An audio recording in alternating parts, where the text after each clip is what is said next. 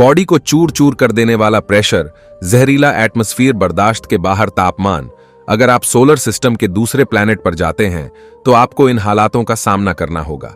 लेकिन आपके सामने इसके अलावा कौन से एनवायरनमेंटल खतरे होंगे, कौन से प्लैनेट सबसे ज्यादा सुरक्षित होंगे और कौन से प्लैनेट सबसे ज्यादा खतरनाक, और इनमें से किसी में भी आप कितने लंबे वक्त तक जिंदा रह सकेंगे, और यह है क्या हो अगर आप सोलर सिस्टम के हर प्लैनेट पर एक दिन बिताए।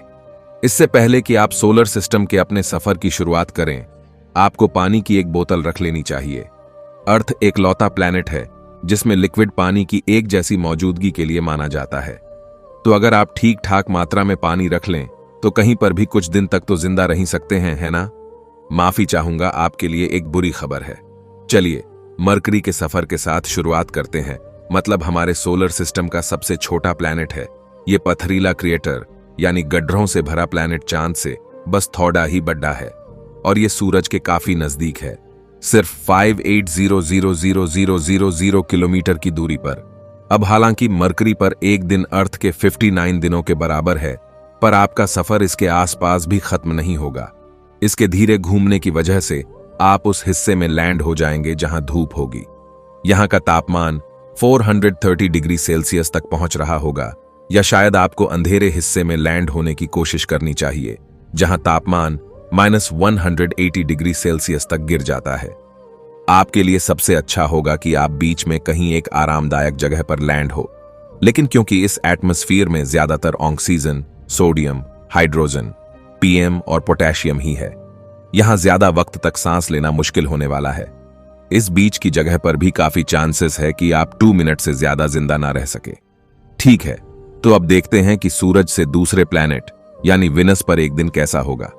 आपको यहां गर्माहट भरे स्वागत की उम्मीद रखनी चाहिए, क्योंकि यहां के सरफेस का तापमान 475 डिग्री सेल्सियस जितना होगा। हर वीनस में एक दिन के 243 दिनों के बराबर होता है।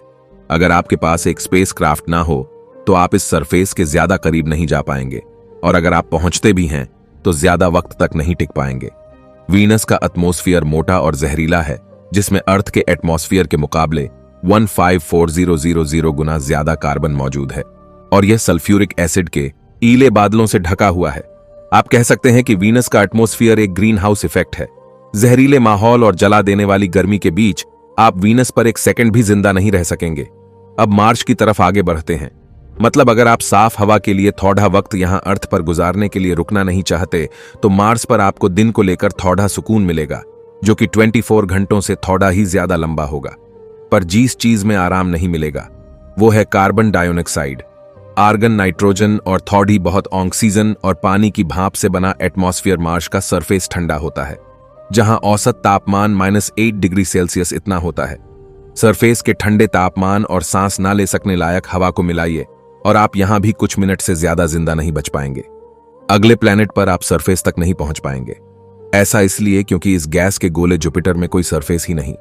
यह प्लैनेट सोलर सिस्टम के बाकी सारे प्लैनेट्स के कुल भार का 2 गुना है, और इसके एटमॉस्फेयर में मैनली, हाइड्रोजन, हीलियम और अमोनिया और पानी के ठंडे तेज हवाओं वाले बादल है। जुपिटर भारी हो सकता है, पर यह घूमता काफी तेज है। यहां का एक दिन अर्थ के सिर्फ 10 घंटों के बराबर होता है, और क्योंकि यह इतना तेज है, जुपिटर के एटमॉस्फेयर में तेज आंधी आती रहती है, और ऊपर से ग्रेट स्पॉट, जो असल में 8 से पीडीडा एक तूफान है। अगर आप इस फ्लैट में गिर जाते हैं तो आप 49 किलोमीटर प्रति सेकंड की स्पीड से एटमॉस्फेयर में चले जाएंगे, और जैसे जैसे आप गिरना जारी रखेंगे एटमॉस्फेयर और ज्यादा अशांत होता जाएगा। आपको ऐसा लग सकता है कि आप लगातार एक दीवार से टकराते जा रहे हैं। अगर आप 600 किलोमीटर नीचे चले जाते हैं तो आप पाएंगे कि यहां के प्रेशर के लेवल्स अर्थ की सबसे गहरी जगह मारियाना ट्रेंच से भी ज्यादा है। अगर यह प्रेशर आपकी जान नहीं लेता तो यहां का तापमान, जो कि -145 डिग्री सेल्सियस जितना है, वो जरूर आपकी जान ले लेगा। आप एक सेकंड के लिए भी जुपिटर पर जिंदा नहीं रह पाएंगे। अब अगर आपकी तरफ बढ़ते जाते हैं तो आपको दूसरा बिना सरफेस वाला गैस का गोला मिलेगा, और जुपिटर की तरह यहां एक दिन 10.7 घंटों के बराबर होगा। यहां आपको जानलेवा तेज आंधियों का सामना करना होगा, जो कि 1800 किलोमीटर प्रति घंटा की स्पीड से चल रही होंगी। हाइड्रोजन और हीलियम से भरे सांस ना लेने लायक एटमॉस्फेयर की वजह से सैटर्न पर जीवन नामुमकिन है। शायद इसके चांदों इनसे किसी एक पद किस्मत आजमाना ज्यादा बेहतर होगा। टाइटन और सिलेंडर्स इन दो चांदों पर अंदर सागर मौजूद हैं, जिनके चलते थ्योरी के हिसाब से जीवन पनप सकता है। ठीक है, तो अब सोलर सिस्टम के पहले बर्फ के गोले की तरफ चलते हैं। इसमें कोई हैरानी की बात नहीं है कि यहां भी हाइड्रोजन, हीलियम और मीथेन वाला एटमॉस्फेयर है, जिसमें सांस नहीं ली जा सकती। इससे इस प्लेनेट को अपनी पहचान को अलग करने वाला नीला हरा रंग और सड़ीडे हुए अंडों जैसी गंध मिलती है।